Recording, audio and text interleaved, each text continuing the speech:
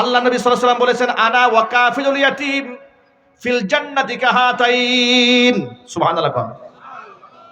নবীজি বলেছেন, এতিমের দায়িত্বভার যে ব্যক্তি গ্রহণ করবে, ওই ব্যক্তি এবং আমি মুহাম্মদ সাল্লাল্লাহু আলাইহি ওয়াসাল্লাম জান্নাতের মধ্যে এরকম পাশাপাশি থাকবো। এতিমদের দায়িত্ব নেবেন, বলেন ইনশাআল্লাহ।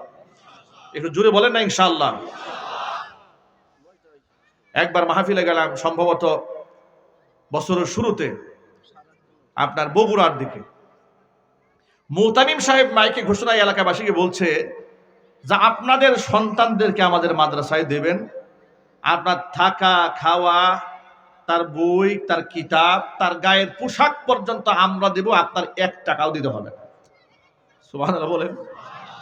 আমি হুজুর যখন ঘোষণা করছে, আমি চেহারার দিকে তাকাই আর মনে মনে ভাবতেছি, সাহস কত! এই কথা তো একটা প্রেসিডেন্টও বলতে সাহস পায় না। কি বলেন আপনারা? এই কথা রাষ্ট্রপতি বলতে সাহস পায়? আল্লাহু আকবার জোরে বলেন। এই কথা তো দেশের প্রধানমন্ত্রী বলতে সাহস পায় না।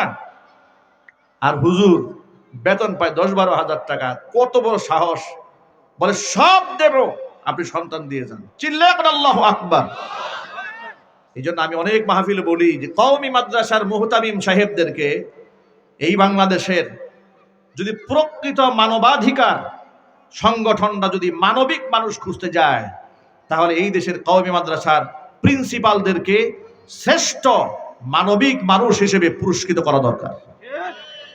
তারা জাতির জন্য যা করেছে, একেবারে অজপাড়া গা থেকে লোকদেরকে টেনে এনে এক একটা হীরার টুকরা বানিয়ে দিয়েছে। সুবহানাল্লাহ বলেন। লক্ষ লক্ষ ছাত্রের দায়িত্ব গ্রহণ করেছে। আরেকবার মাহফিলে গেলাম যশোরে। যশোরে মাহফিলে, এতিমখানার মাহফিল। বিকালবেলা পৌঁছে গেছি, একটু আগে ফ্লাইটে বিমানে গেছি। যাওয়ার পরে যিনি প্রিন্সিপাল, তিনি বললেন, হুজুর আমার এখানে বিরাট বড় এতিমখানা আছে, এই এতিমদের আমি নিজ হাতে গোসল করাই, এদের পোশাকটা আমি কিনে দেই, সব এককালের জামা আমি কিনে দেই। বললাম তাই নাকি? বলে হ্যাঁ। তো কেমনে গোসল করেন? ভাই মোবাইলে দেখেন, মোবাইলে দেওয়া আছে আমি কেমনে গোসল করাই। অনেকগুলো ঝর্ণা দেওয়া আছে, বাচ্চাদেরকে নিজে সুপা দিয়ে ডোলে ডোলে পরিষ্কার করে গোসল করাই দিচ্ছে। মনে হচ্ছে শত শত বাচ্চার বাবার ভূমিকা একাই পালন করছেন। এতিমদেরকে সহযোগিতা করবেন।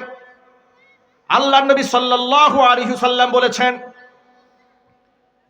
as-sa'i 'alal armilati wal miskin কাল মুজাহিদি ফি সাবিলিল্লাহ ওয়া কাস-সাইমি লা ইফতির ওয়া কাল কাইমি লা ইফতুর।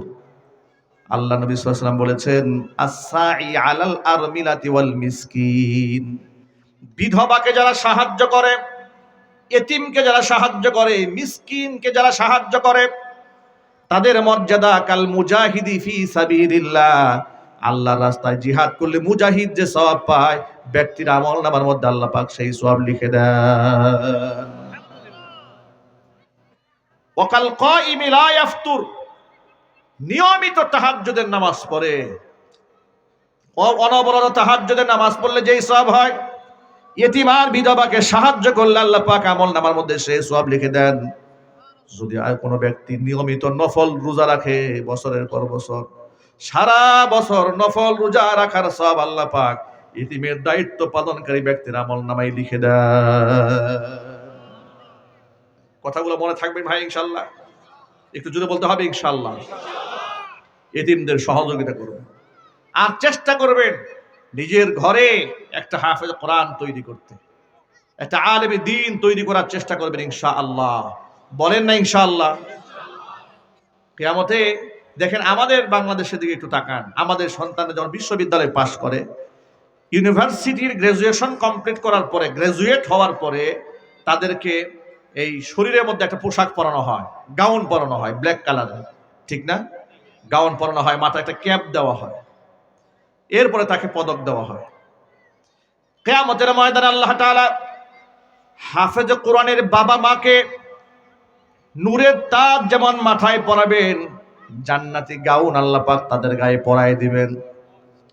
জান্নাতি গাউনটা দুনিয়ার নরমাল ওই প্লাস্টিকের পলিথিন মার্কা কাপড় দিয়ে নয়, কি দিয়ে পরাবেন শোনেন। নবীজি বলেছেন ওয়ায়ুকসাহুল্লাতাইন, এমন দুটি পোশাক, এত মূল্যবান পোশাক তাদেরকে পরিয়ে দেওয়া হবে। লা তাকুমু লাহুমাদ দুনিয়া, দুনিয়া বিক্রি করলে ওই পোশাকের মূল্য দেওয়া যাবে না। জোরে জোরে বলেন সুবহানাল্লাহ। অবাক বিস্ময়ে তারা আল্লাহকে ডেকে বলবেন বিমা কাসাইতানা, আয় আমাদের রব, এমন কোন পুণ্য করেছিলাম দুনিয়াতে এত দামের পোশাক তুমি আমাদের দান করেছো, যে পোশাক বিক্রি করলে দুনিয়া বিক্রি করলেও পোশাকটা কেনা সম্ভব নয়, এত দামের পোশাক তুমি কেন পরালে? আল্লাহর পক্ষ থেকে জবাব দেওয়া হবে ফায়ুকালু লাহুমা বিআখযি ওয়ালাদিকুমাল কোরআন, তোমাদের সন্তানরা কোরআন পড়েছিল, কোরআনের ধারক এবং বাহক সন্তানদেরকে বানিয়েছিলে, এই জন্য আজকে তোমাদেরকে এই মর্যাদার পোশাক পরিয়ে দেওয়া হলো। আমরা কি কিয়ামতে লাঞ্ছিত অপমানিত হতে চাই না সম্মানিত হতে চাই? কারা কারা সম্মানিত হতে চান হাত দেখি তো ভাই। মাশাআল্লাহ, আল্লাহ কবুল করেন, জোরে করে আমিন।